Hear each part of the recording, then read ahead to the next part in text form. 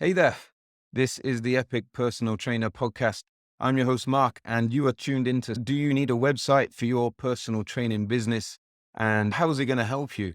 So, I'm going to quickly give you my thoughts on this and then let you know what some of your options are if you do want to set up a website for you, your business, your personal brand. So, let's get stuck in and say it depends. The cliched answer for any question in fitness, but obviously, it really does depend. So to start with, you might want to think about what type of trainer you are, or if you're just starting out, what type of trainer do you want to be? And by type of trainer, I mean offline or online, employed or freelance, in a gym or, people's houses or societies, that kind of thing. If you're working in a commercial gym and, you're relying people from the gym floor and engaging with members and people that come to inquire at the gym to help fill your calendar, then a website may be not as needed, let's say, as if you're a like online freelance trainer.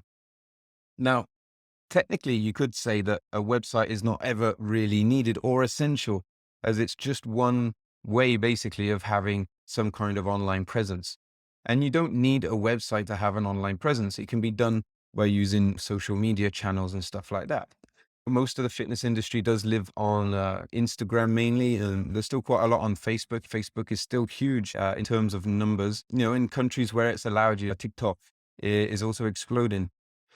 So, a website is not necessarily needed if all you want is an online presence. So, the bigger question then becomes, why do you need an online presence? I think having an online presence is important for most trainers because it helps people get to know you before they even meet you. So they can get to know your personality, your style. They can get to know your kind of training philosophies, your approach, your content, your expertise. You can build your reputation in a way that's easy to access, since a lot of clients these days will look online to check out a trainer. When they're thinking of hiring a trainer, they're going to go online and have a look. So if you're not there, you're not going to be included in that search. And that counts even if you're an employed gym-based trainer. So having an online presence, especially these days, is going to be important. Even, like I said, if you're in a commercial gym, because clients will still want to check you out online. So if your company, your gym allows it, most do, some don't. I think it's a great idea. Now, sticking with commercial gyms, most trainers will leave that gym at some point, either go freelance or start some kind of facility of their own, or maybe move into education, whatever it is. All those paths will also benefit from you having a good online presence. So you can start building that right now as early as possible. That way, when you do make those moves away from your current gym, there is something online. Maybe you've already built a bit of an audience. So you're not starting from scratch when you make that transition. So, you do have to be a little careful if you're relying on social media for your online presence, because you are essentially playing on somebody else's park. So what do I mean by that? Well, if you have built up a big audience on, Instagram, for example, technically that is not your audience. It all lives on Instagram. You're not able to easily get in contact with all of them. You're at the mercy of the algorithm as to who can see that content, because not everybody will be shown the content that you create, even if they follow you. So there's huge risk with that. And at the end of the day, any given point, it can all be gone. And sometimes there's nothing you can do about it. A change in Facebook or Instagram's algorithm and half your audience might not see your posts anymore. And that has already happened as they try to kind of force people into boosted posts and paying for more access, basically. So the other thing is you might unknowingly post something that's against their rules and it might get you shut down. And, when your account gets shut down by these platforms, quite often there's little you can do to kind of fix that. There isn't really anybody at Facebook to help you out. There's no kind of support line, and it can be a really long, drawn out process. And it does happen every day, especially in fitness. There's quite strict rules about what you can promise to people in terms of results and outcomes. One example is you can't run ads showing before and after images. It's just not allowed. So you have to play by their rules and you have to fit their agenda, because at the end of the day, it is their platform. There's this popular nutrition influencer, and he had his Instagram account shut down. And what happened was the name of his Instagram account was close to somebody else's that broke the rules. And in the kind of weird mix up. His account got shut down and it took him about 3 months to get it restored. So it's not easy because you just don't get that kind of support from Meta, who owns Facebook and Instagram. They just shut you down and they may not even give a reason. So by having your own platform, in this case, a website, you don't have any of those kinds of worries. You're in full control. You don't have to play by the rules of that company. You just play by the rules of, your market and what your audience wants.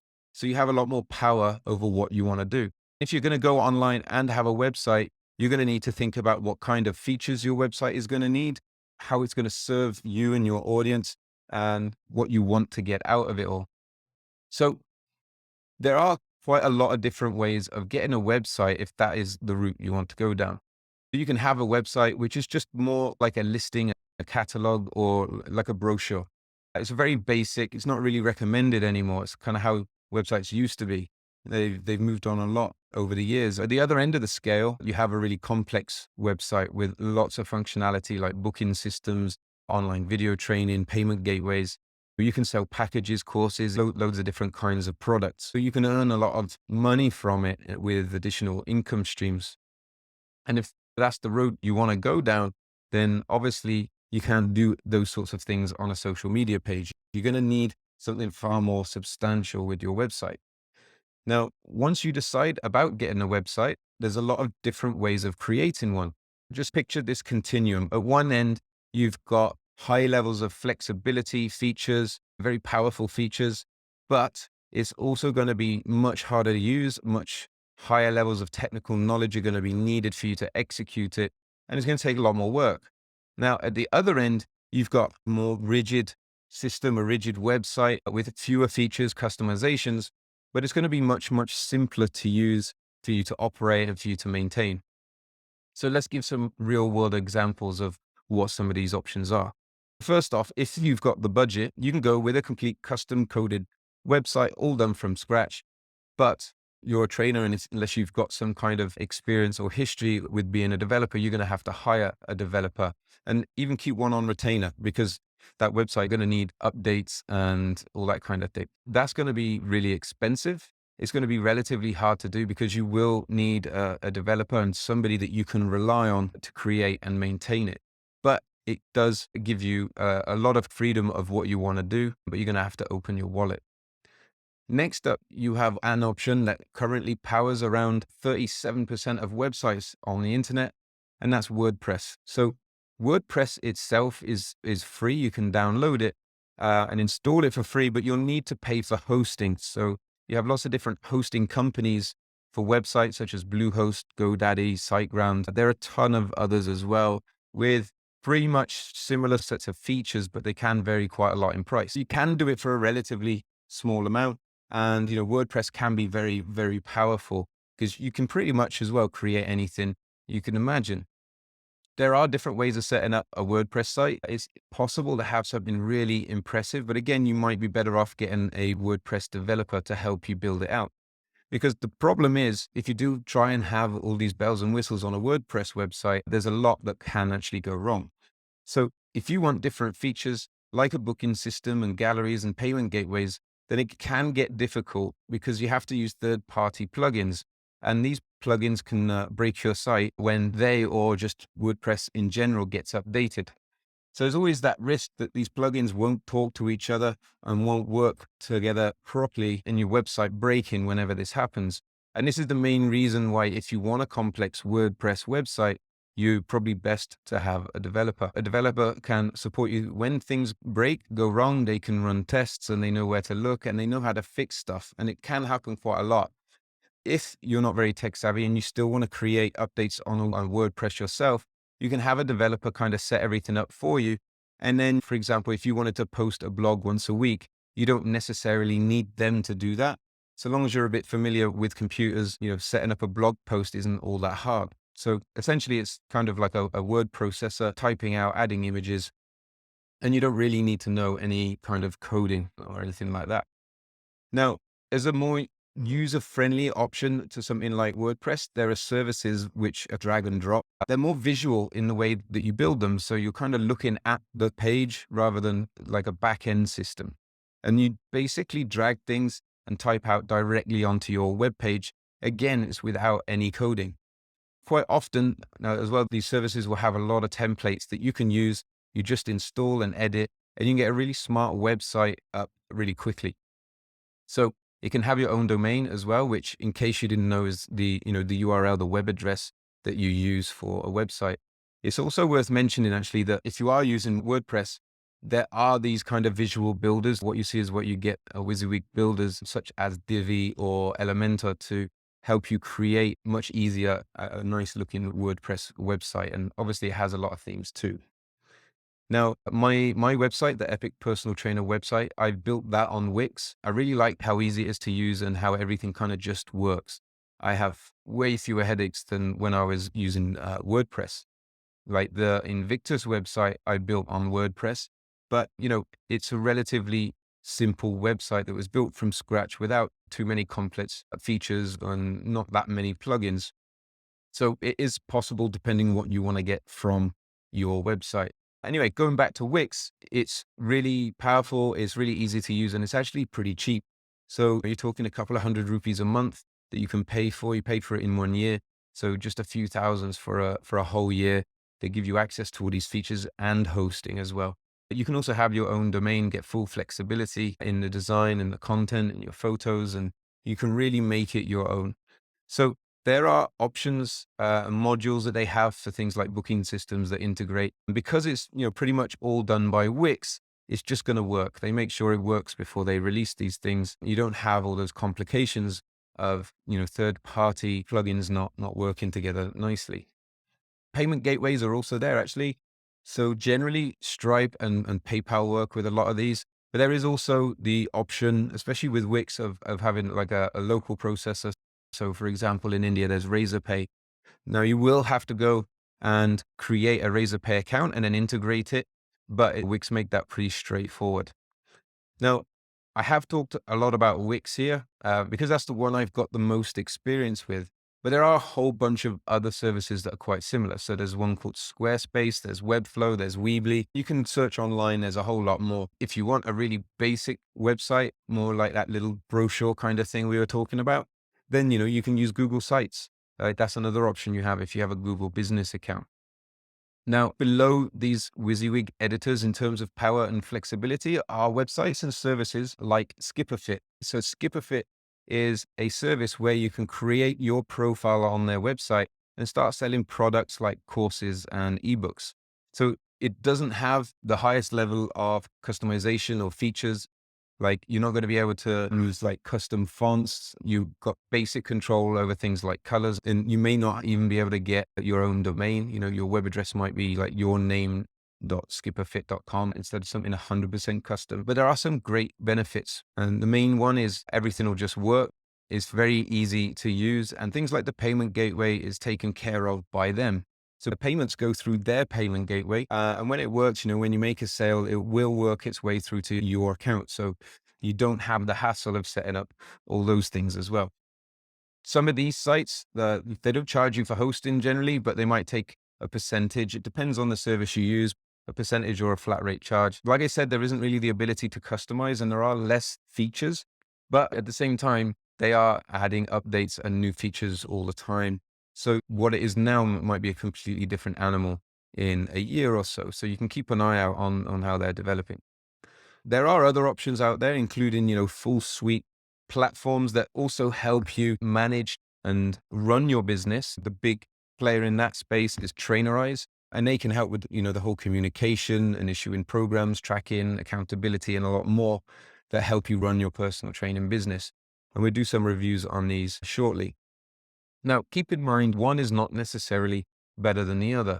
Some cost more money than others. Some are essentially free until you make a sale and they maybe take a percentage. Some are easier to use. Some are more difficult. Some have a lot of freedom with what you can do and others are a bit more restrictive. But none of that makes it better or worse. You need to pick the right one that fits you, your needs, your technical ability, your comfort level, all those kinds of things. So you're going to need to keep thinking back to what purpose do you want this website to serve? If it's just kind of a catalog to showcase and you want a few photos, you can go for something really simple like Google Sites. If you want to be able to take payments, at the most basic level, then Skipper fits a good idea. If you want something a bit more with your own personal gateway, then you'll need to step it up and have something like Wix. And if you want to get into real kind of heavy duty custom stuff, you can go with WordPress or custom coding, but you're going to probably need a developer to help you with that. So when all said and done, having an online presence is important.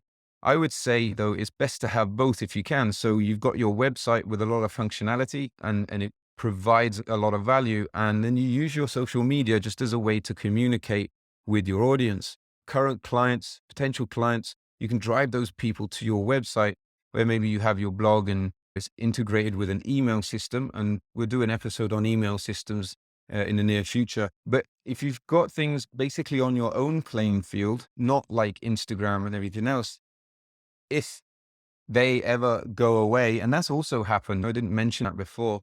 Look at what's happened over the years to Friendster and Orkut and Google Plus and Vine and MySpace and all sorts of others. I mean, Snapchat going that way, I haven't heard about that for a long time. So these things can and do go away because they fall out of favor. So if you built your business entirely on one of those, then you are at risk. So having your own platform is a really sensible idea. So if you've got your own website, your own email list, then you pretty much have nothing to worry about if that happens. Now, one final thought. None of what we have talked about really in this session is essential for you to at least get started with your business. If you have nothing else in place, you're also still fine to start. If you're in a gym, just start training people on the gym floor, engaging with them, talking to them. You don't need a website or even an online presence of any kind to get started. You do not need to wait for, a website or an email list or fancy business cards or, a slick logo or anything like that just to get going. So it's better just to get started with your business and add all these things in later if you want them or need them. This mentality, which is a form of perfectionism a lot of the time, but at the same time, it's an excuse. Sometimes it's out of fear of getting started. So, if you're always waiting for the right timing, have all the right things in place, get everything created before you start, it's only going to hold you back. And I've fallen into this trap a lot of times before. So when it comes to starting, this perfectionism is going to be the enemy of you getting things done. So don't wait for perfection.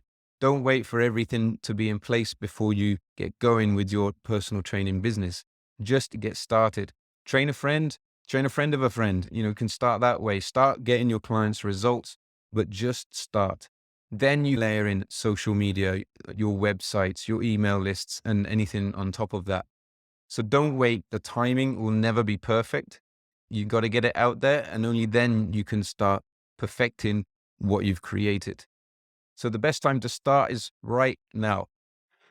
Okay, so that is it for today's session. I hope it's been useful to you. Let me know if there are any other platforms that I haven't mentioned that you feel are worth mentioning. Any that you'd like me to do some kind of review on, it'd be really appreciated. If you need a website building, get in contact. We can help you out with that. So take it easy, everybody.